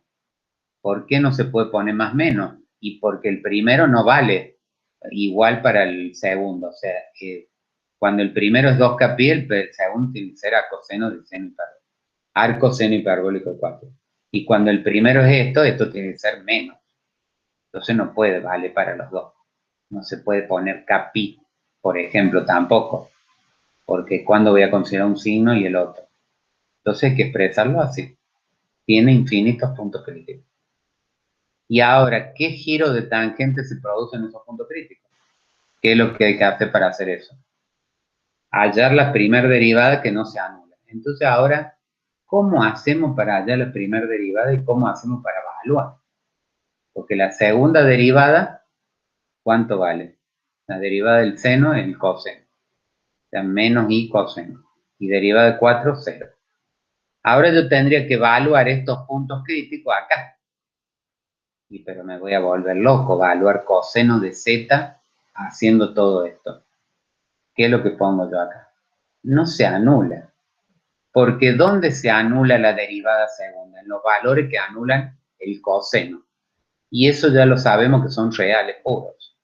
Que son pi sobre 2 más k pi. Pero ninguno de estos valores coincide con estos valores. Nunca. Entonces quiere decir que en estos valores el coseno no se anula. Por lo tanto, la derivada segunda es la distinta de 0, la primera derivada distinta de 0, y entonces quiere decir que el giro de tangente es 2 en todos esos puntos críticos. ¿Pero qué quiere decir ese 2? Que si yo hago pasar un par de arcos suaves por esos puntos críticos, entre las curvas e imágenes se va a duplicar el giro de tangente. Y eso es todo. Eso es todo el tema de hoy. O sea, puntos críticos y transformación cóncava. Ahora, si no hay duda, explico así brevemente esto. Esto no lo voy a tomar en el parcial, todo esto, hasta el final de este apunte no lo voy a tomar. Pero bueno, si quieren verlo, yo lo saqué del Churchill también. Es un ejemplo aplicado concretamente a la distribución de temperatura en una chapa o en una placa metálica que está, digamos que tiene una forma determinada en su contorno, pero que acá le hemos dejado como algo que sigue la chapa en una forma que no nos interesa saber cómo sigue, ¿sí? Y queremos saber cómo se distribuye la temperatura cuando se cumplen ciertas condiciones de frontera, se dice acá, y esto va a ser un problema de resolver una ecuación diferencial en derivadas parciales de una función que es armónica. O sea que ustedes ya me estarán diciendo cuál es la ecuación que voy a resolver, si es armónica. La ecuación de Laplace, profe. Claro, o sea, esta, que no está puesto con el símbolo delta de derivada, pero está puesto con su índice, derivada segunda de la función temperatura respecto de x dos veces, más la derivada segunda de la función temperatura respecto de y dos veces, igual a 0. Y que estamos para x e y mayor que 0, porque yo hice coincidir para hacer este problema, esta placa, con el primer cuadrante. Bueno, para saber eso, para poder resolver eso, hay que ver todo esto, que es complicado verlo. Esto lo tendría que dar yo, sino que lo corto porque hace muchos años que no lo doy por cuestiones de tiempo, porque esto sería la parte teórica de análisis 3, digamos. Y después esta aplicación práctica, bueno, la daríamos como para ver algo práctico que se puede aplicar tanto en electrónica, electricidad, mecánica, qué sé yo, electromecánica, o cosas donde tengan que ver, por ejemplo, la distribución de un parámetro a través de un medio, como en este caso, la temperatura a través de esa placa. Cómo se distribuyen concretamente las líneas isotermas. ¿Cuáles son las isotermas? Esta es isoterma en este caso. Porque dice que este borde de la placa tiene que tener 0 grados permanentemente. Y este otro borde de la placa, acá de 1 a infinito, tiene que tener 1 grado permanentemente. Y este otro borde de la placa tiene que estar aislado térmicamente. Quiere decir que no debe haber flujo de calor que entre por acá. Esto es el flujo de calor. Porque la derivada de la temperatura respecto a la dirección te estaría dando el flujo de calor en esa dirección, perpendicular a este contorno de entrada. Y entonces dice que tiene que ser 0 el flujo de calor porque tiene que estar aislado térmicamente, entonces eso dice que la derivada de la temperatura en este contorno, en la derivada direccional sería, con respecto a la normal, sería 0. Eso te da una idea que todas las curvas isotermas van a ser así. Curvas que parten con una tangente vertical acá y van aumentando la temperatura desde 0 grados hasta 1 grado. ¿Por qué? Primero que en una estructura material, y esto tendría que hablar de estructura y materiales, y no sé, tecnología de los materiales o qué sé yo cómo se llama. La materia, se llamaba elementos de materiales y algo así. Ahora se debe llamar de otra forma. Pero en una estructura molecular, la temperatura se tiene que transmitir en forma continua. No puede variar de un punto a otro de la estructura esa metálica, no puede variar abruptamente. Entonces se supone que la función temperatura en esa placa tiene una distribución continua. O sea, es una función continua, tanto en X como en Y, en las direcciones X como en Y. Y la idea sería encontrar cómo es esa función temperatura T de X, Y. O sea que la idea es que si yo tuviera un punto, un par ordenado que me da un punto de esta placa en un instante determinado de tiempo, quiero saber qué temperatura va a tener ese punto. Y lo podría saber resolviendo esta ecuación de Laplace. Bueno, resulta de que resolver esta ecuación de Laplace en esta placa resulta complicado, con estas condiciones de frontera que ya las dije, que mantiene la temperatura constante y acá mantiene constante y acá mantiene el flujo de calor nulo, digamos. O sea que la derivada de la temperatura, ustedes han visto en ecuaciones diferenciales que las condiciones pueden ser la temperatura, o mejor dicho, la función valuada en un instante inicial, o la derivada de la función valuada en un instante inicial. Bueno, acá esos son, ve que acá está la derivada valuada en 0 para i, y acá está la función valuada en 0 para i.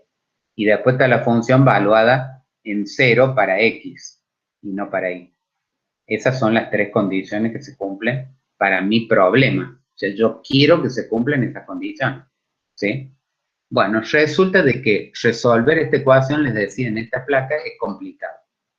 Entonces, ¿qué pasa? Si yo uso una transformación compleja, de variable compleja, porque yo puedo asimilar que esta placa la tengo en el plano complejo, XY. Pero lo transformo al plano W. Y transformo esta región que ocupa la placa en el plano W. Y la transformo así. Me queda esto. Me queda una banda semi-infinita.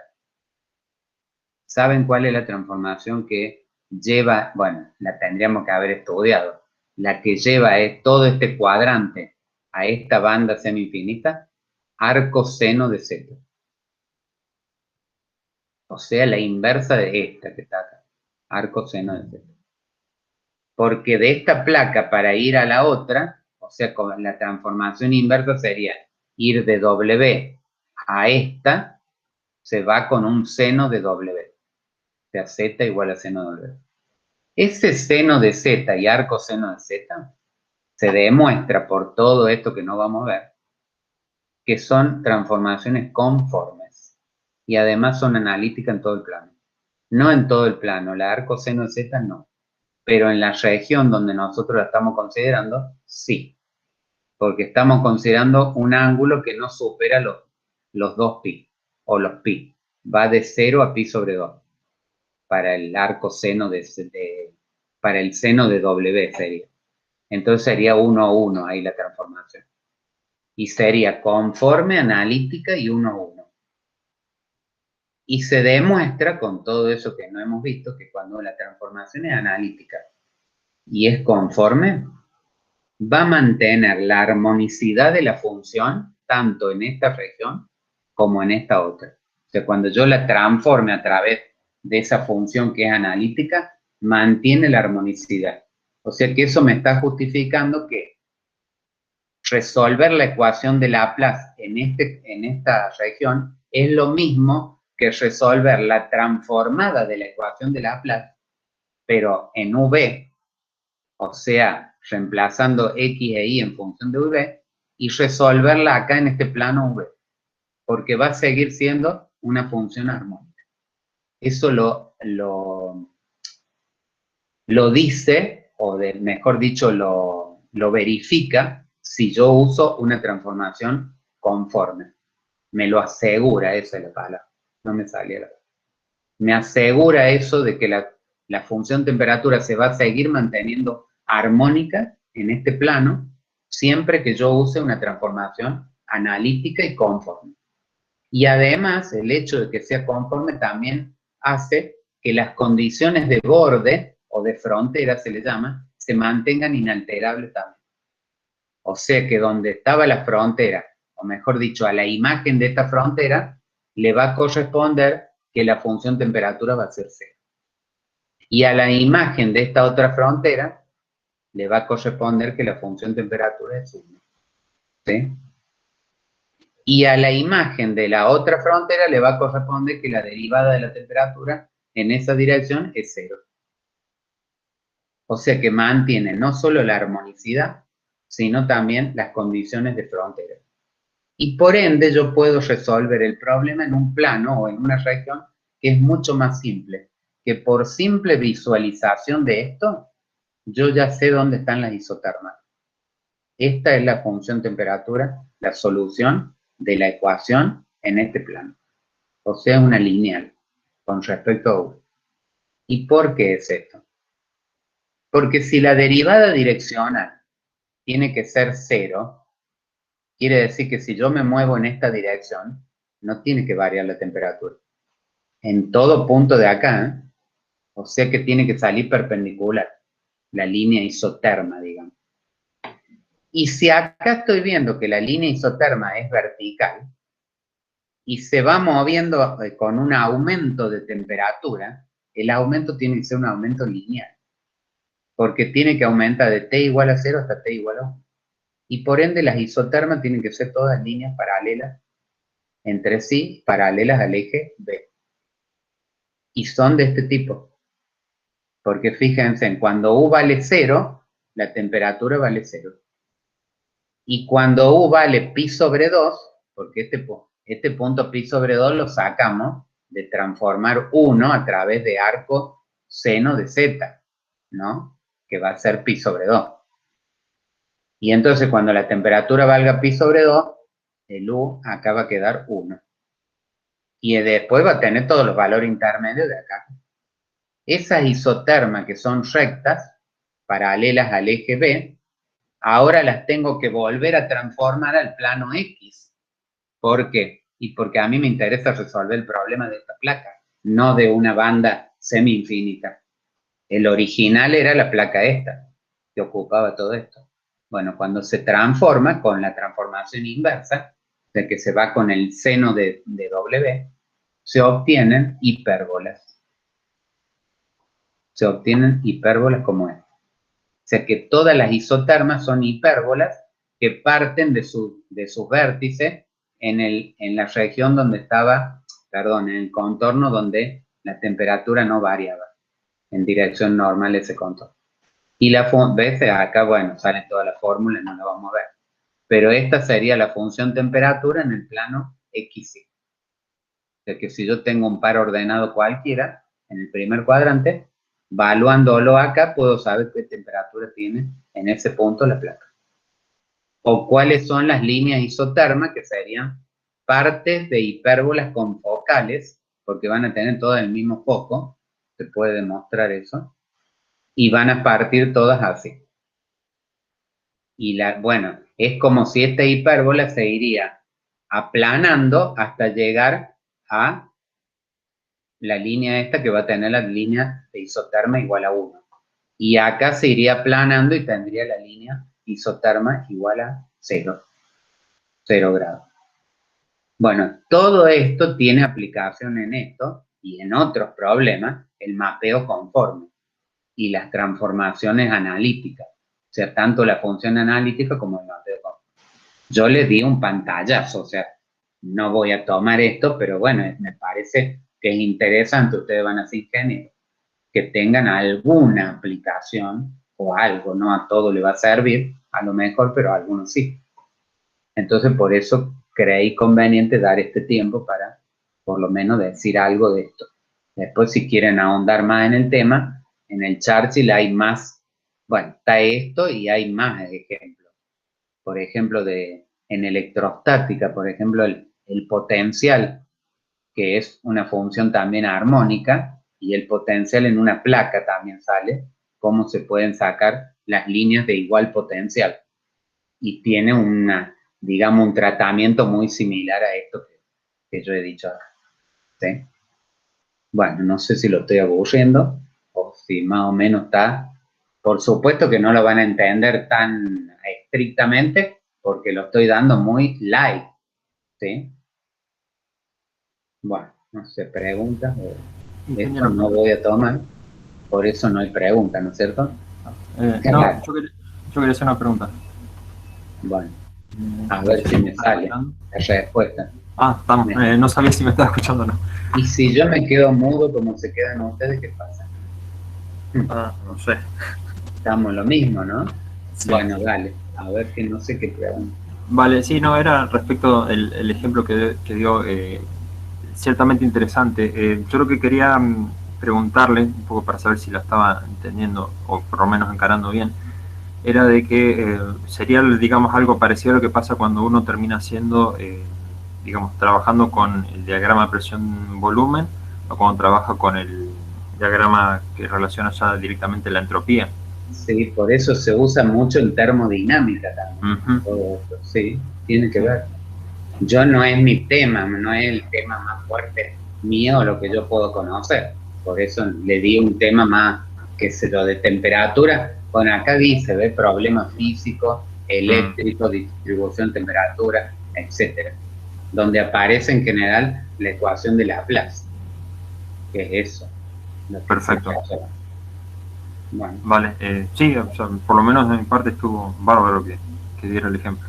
Bueno, cualquier cosa lo ven más en los libros también, porque a lo mejor cuando vean esto en alguna materia ya de aplicación, y lo van a ver más rápido, o sea, no van a ver todo esto, lo básico de análisis 3 que te prueba y te demuestra. Acá hay dos teoremas que demuestran que hay que entender mucho de análisis 2 también para poder demostrar estos teoremas, porque habla de las derivadas direccionales, y es una función de dos variables la que estamos analizando, y transformándola, y el gradiente aparece acá, ¿no ven? Todo esto.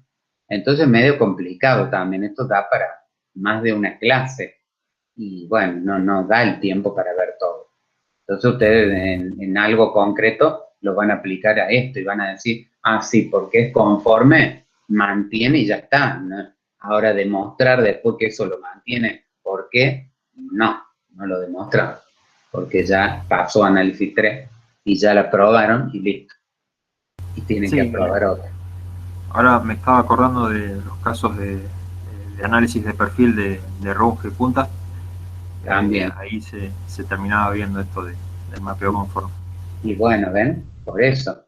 O sea, algo tienen que saber. Bueno, yo le doy las características básicas de un mapeo conforme y alguna aplicación y nada más.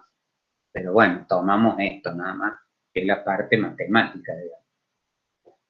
Bueno, no sé, algo más, veamos algún ejercicio más de esto. A ver si tengo yo. Y si no, podríamos ir a un recreo y después ver, porque ya son las 4:50. Bueno, esto lo voy a cerrar porque total no lo veo, me parece. Acá yo tengo el ejercicio que quedó pendiente de ayer, no, de antes de ayer, que yo le dije que lo resolvieran de integrales reales, que si quieren lo resolvemos después de la, porque es largo. Este era que tenía todas estas raíces de una ecuación de cuarto grado, y los residuos había que sacar en los polos. Y acá tenemos una transformación conforme que no está en la guía esto. Esto puede ser un ejercicio de parcial. ¿Se ve? Sí, se nota. Bueno, es parecido al que hicimos recién. Dice W igual a 3iz menos coseno hiperbólico. Dice, ¿dónde es conforme? ¿Cuáles son sus puntos críticos? ¿Y qué giro de tangente se produce? Bueno, tenemos que hacer la derivada primera, que es 3i menos seno hiperbólico de z. O sea, tenemos que conocer las reglas de derivación, que son las mismas que para reales, ¿no?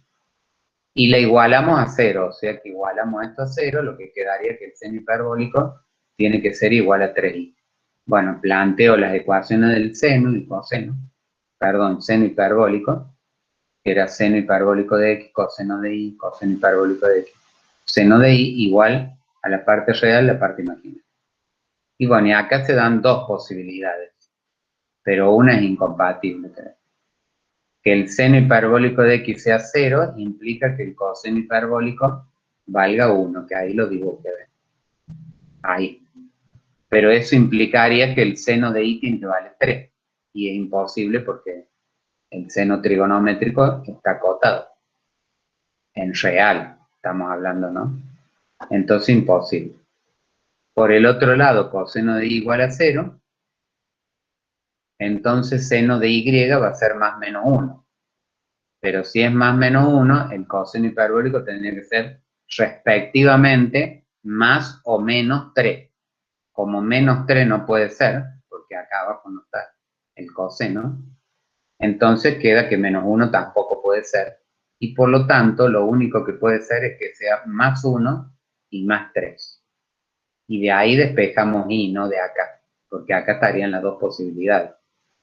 Entonces sería I pi sobre 2 más 2kpi, que es el ángulo de 90 grados, donde el seno vale 1, positivo, más 2kpi porque son todos los ángulos, y X sería el arco coseno hiperbólico de 3, que acá, la calculadora, si ustedes lo sacan, le va a dar 1,763, pero es menos 1,763 también, porque esto lo tienen que tener en cuenta por la forma de la curva. Así que ustedes tengan en cuenta eso, que acá va a ser más menos 1,763, o si no, más menos el arco coseno hiperbólico de 3, más I por la parte imaginaria, que es pi sobre 2 más 2kp. Y esos serían todos los puntos críticos. Y lo que hago acá es decir que el dominio de conformidad es todos los z que pertenecen a los complejos, excepto tal que z distinto de z sub k, que ya lo simbolicé acá. Entonces lo expresé así el dominio. O distinto de, y ponen toda esta expresión. ¿Sí? ¿Y qué giro de tangente? Para el giro de tangente hacemos la derivada segunda. La derivada primera era esta, la segunda sería menos coseno hiperbólico de z. Acá sí la evalúo. Fíjense, si yo evalúo la expresión del coseno hiperbólico, era coseno hiperbólico de x, coseno de y, más i seno hiperbólico de x, seno de y. Valuado en estos valores, la x tendría que valer 1,76 algo. Acá. Pero no la evalúo porque el coseno de y vale 0 para los valores estos. Entonces esta parte va a ser 0. Y acá tendría que evaluar el seno de y, que va a ser 1 positivo siempre, porque es de esta parte, y el seno hiperbólico de esto, que no sé cuánto es porque tendría que ver la curva, pero el seno hiperbólico de este valor no va a ser 0, porque 0 estaría ahí. Y de este valor va a estar en una parte por acá arriba, o por acá abajo, cuando es menos. Entonces quiere decir que esto va a dar distinto de 0, porque el segundo término da distinto de 0. Y entonces quiere decir que el giro de tangente es 2, m igual a 2. O sea que se duplica el ángulo entre las tangentes. Bueno, es un ejercicio que es típico de parcial. O sea, tiene la forma de ejercicio que yo suelo dar en parcial. Bueno, y no vemos más nada porque acá, bueno, acá están otros de transformación conforme, pero que ya hemos visto varios. Fíjense en que estos son de los ejercicios de la guía. Después lo veremos cuando ustedes, no quiero darle mucha importancia ahora a esto porque a ustedes les interesa lo otro. Esto. Así que tomemos 15 minutos recreo. Y bueno, si no hay pregunta de este, y después vemos este ejercicio. Y después vemos lo que ustedes quieran, no sé. ¿Ese ya lo copiaron? Sí, profe. Va, yo por lo menos sí. Bueno. De todas maneras no lo tendrían que copiar todo, sino que tendrían que copiar el ejercicio para hacerlo ustedes y así practican. Bueno, sí, ya lo copian. Bueno, entonces chicos, dejo de grabar y ya tomamos 15 minutos. Bueno, profe.